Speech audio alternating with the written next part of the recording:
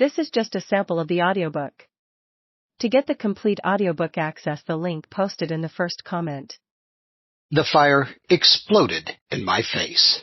I dragged the heavy nozzle of the fire hose towards the flames and pointed the solid stream of water towards the base of the fire. For a long moment, the water had no effect.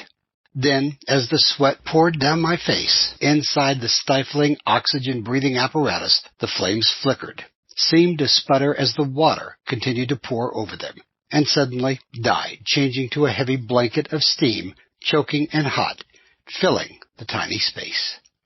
I backed the hose team out of the small, brick-lined enclosure and turned to face my fellow firefighting trainees, 5 of whom had been backing me up during my turn as the nozzle man, leading the charge at the fire.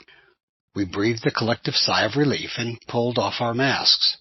The faces that emerged from the mass were men in their late 30s and early 40s, faces just beginning to show the deepening concerns and cares of age, the sense of maturity that settles into the faces of people moving slowly but reasonably successfully along the carefully orchestrated career path of a military officer.